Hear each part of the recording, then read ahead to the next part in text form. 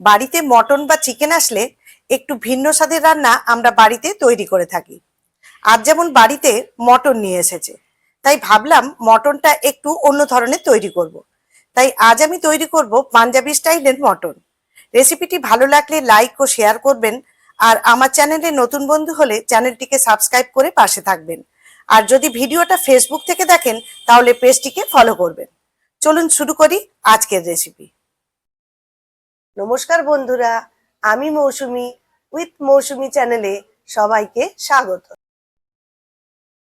আমরা মটন বিভিন্নভাবে করে থাকি, কিন্তু আজ আমি মটন পাঞ্জাবি স্টাইলে তৈরি করব। তার জন্য এখানে মটন নিয়েছি 600 গ্রাম, আর এখানে নিয়েছি 3টে পেঁয়াজ, 1 টুকরো আদা, 2টো কাঁচা লঙ্কা, 1টা টমেটো, 1টা গোটা রসুন, আর নিয়েছি কিছুটা ধনেপাতা। এগুলোকে সব আমি কুচিয়ে নেব। এখানে ফোড়ন দেওয়ার জন্য এখানে গোটা মশলা আমি রেডি করে রেখেছি। তার মধ্যে এখানে একটা আছে তেজপাতা, 1টা শুকনো লঙ্কা, 2টো বড় এলাচ, কিছুটা গোলমরিচ, আর 2টো ছোট এলাচ, 4টে লবঙ্গ, 1টা দারচিনি, আর কিছুটা জিরে। আর নিয়েছি 3 চামচ মতো টক দই। আর পাঞ্জাবি মটনে সাধারণত আলু দেওয়া হয় না, কিন্তু আমরা যেহেতু আলু খেতে ভালোবাসি তাই এখানে আমি নতুন আলু এই ছোট 5টা নিয়েছি। প্রথমে একটা বাটির মধ্যে মাংসটাকে আমি ম্যারিনেট করে নেব। এখানে মটনটা দিলাম,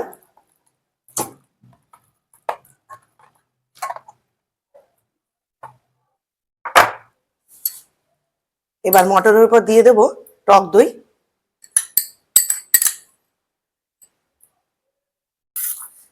আর দিয়ে দেব লবণ,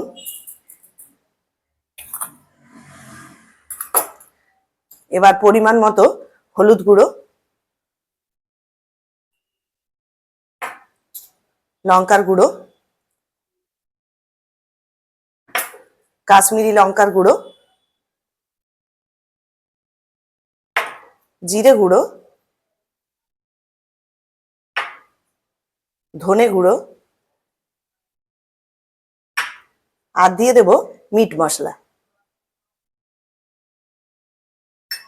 এবার এই মশলাগুলো মাংস অনুযায়ী পরিমাণ মতো দিতে হবে। এবার আমি মাংসটাকে ভালো করে মেখে নেব।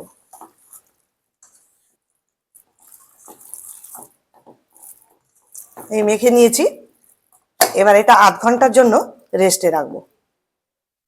পেঁয়াজটাকে আমি কুচিয়ে নিয়েছি, আর রসুনটাকে একটু নোড়া দিয়ে ছেঁচে নিয়েছি, আর ধনে পাতাগুলো কুচিয়ে নিয়েছি, আর এখানে যে আদাটাকে আমি একটু গ্রেট করে নিয়েছি। এখানে আমি সম্পূর্ণ রান্নাটা প্রেসার কুকারেই করব।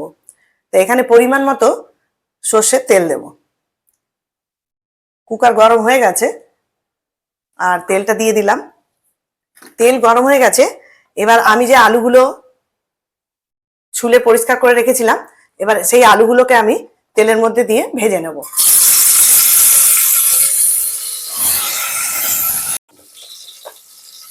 সামান্য একটু লবণ দিয়ে আলুগুলোকে আমি লাল করে ভেজে নেব।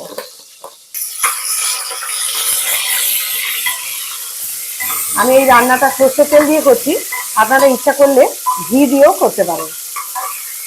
তো সর্ষের তেল দিয়ে করলেও খেতে কিন্তু খারাপ লাগে না, ভালোই লাগে খেতে। আর পাঞ্জাবি মটনে আলু লাগে না, কিন্তু আমি আলু এখানে ব্যবহার করেছি, কারণ আমাদের বাড়ির লোকরা আলু খেতে ভালোবাসে, তাই আমি এখানে আলুটা অ্যাড করলাম।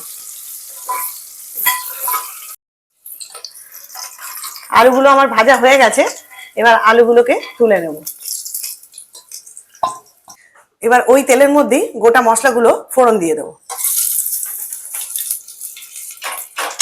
মশলাটা একটুখানি ভেজে নেব।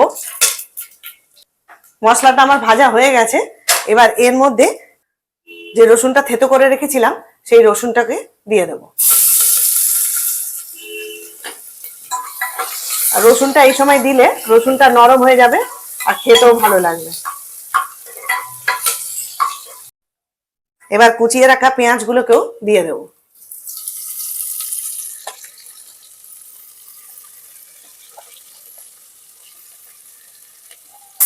এবার পেঁয়াজটাকেও ভেজে নেব। এই পেঁয়াজটা বেশি লাল করে ভাজবো না,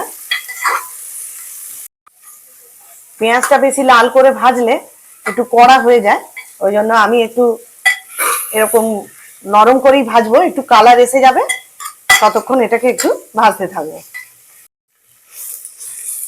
পেঁয়াজের অনেকটাই কালার চলে এসছে। এবার এই স্টেজে আমি এখানে গ্রেট করে রাখা আদা আর দুটো চেরা কাঁচা লঙ্কা দিয়ে দেব। আবার একটু নাড়িয়ে নেব। এবার লো ফ্লেমে আমি কিছুক্ষণ এটাকে চাপা দিয়ে রাখবো। এই সময় প্রেসারের সিটিটা দেব না, আমি একটু সেদ্ধ হওয়ার জন্য, পেঁয়াজটা তাড়াতাড়ি নরম হয়ে গলে যাবে তার জন্য আমি এটা একটু ঢাকা দিয়ে রাখলাম। 3-4 মিনিট এইভাবে আমি ঢাকা দিয়ে রেখেছিলাম। পেঁয়াজটা অনেকটাই গলে গেছে আর পেঁয়াজের একটা সুন্দর টেক্সচার এসে গেছে। ঠিক হালকা একটা কালার এসে গেছে। পেঁয়াজটা আমি ভালো করে ভেজে নিয়েছি। এবার এর মধ্যে মেরিনেট করা মাংসটাকে দিয়ে দেবো।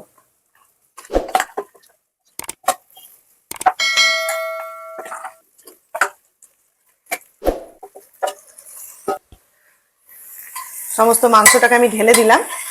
এটা পেঁয়াজের সঙ্গে ভালো করে মিশিয়ে নেব।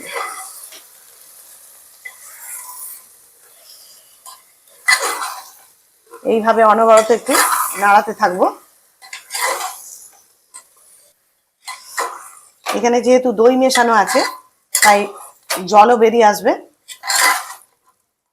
এইভাবে আমি পুরো মাংসের সঙ্গে পেঁয়াজের সঙ্গে ভালো করে মিশিয়ে নেব। আমি পেঁয়াজের সঙ্গে ভালো করে মাংসটাকে মিশিয়ে নিয়েছি। এবার আমি সিটি ছাড়া কিছুক্ষণ এটাকে আমি ঢাকা দিয়ে রাখবো।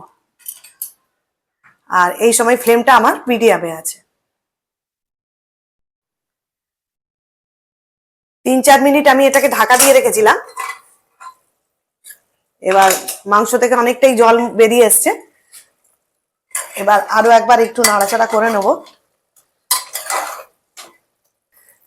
মাংসটাকে আমি নাড়াচাড়া করে নিয়েছি।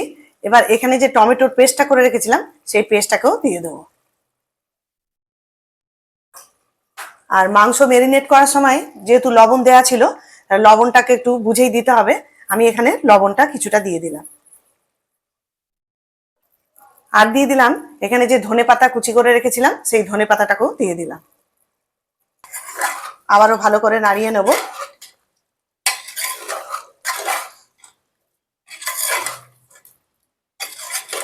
এবার এই সময় ভেজে রাখা আলুগুলোকে দিয়ে দেব। আবার একটু নাড়াচাড়া করে নেব। আবারও 3-4 মিনিটের জন্য চাপা দিয়ে দেবো। এবার এদিকে একটা মশলা রেডি করে রাখবো। এখানে একটা জয়িত্রী আর হাফ চামচ গরম মশলা আর কিছুটা জায়ফলের গুঁড়ো।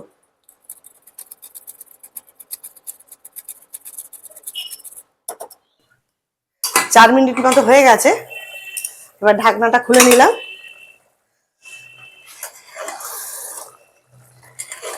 ভালো করে পেঁয়াজগুলো ভালো গলে গেছে। এবার এর মধ্যে যে গুঁড়ো গরম মশলাটা রেখেছিলাম সেটাকেও দিয়ে দিলাম।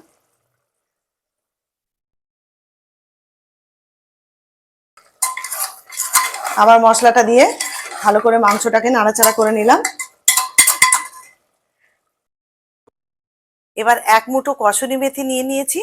এটা হাতের তালুতে ক্র্যাশ করে এই মটনের উপর দিয়ে দেব। এতে স্বাদ হবে অসাধারণ। এবার মাংসের সাথে সম্পূর্ণভাবে মিশিয়ে নেব। এবার মাংসের ঝোল কতটা রাখবো এই বুঝে গরম জল পরিমাণ মতো দিয়ে দিতে হবে। বেশি ঝোল ভালো লাগবে না, একটু কম ঝোল থাকলেই এই রেসিপিটি ভালো লাগে। এবার প্রেসারের ঢাকনা বন্ধ করে দিয়ে দুটো সিটি দিয়ে দেব হাইতে, আর লোতে দেব 3টে। আমার সম্পূর্ণভাবে তৈরি হয়ে গেল পাঞ্জাবি মটন। এর স্বাদ একদম অন্য ধরনের হয়। বন্ধুরা, একবার বানিয়ে ফেলুন এই পাঞ্জাবি মটন। আশা রাখি নতুন স্বাদ পেয়ে বাড়ির সকলে আপনাকে তারিফ অবশ্যই করবে। আবারও চলে আসবো নতুন কোনো ভিডিও নিয়ে। সবাই ভালো থাকবেন, সুস্থ থাকবেন। ধন্যবাদ।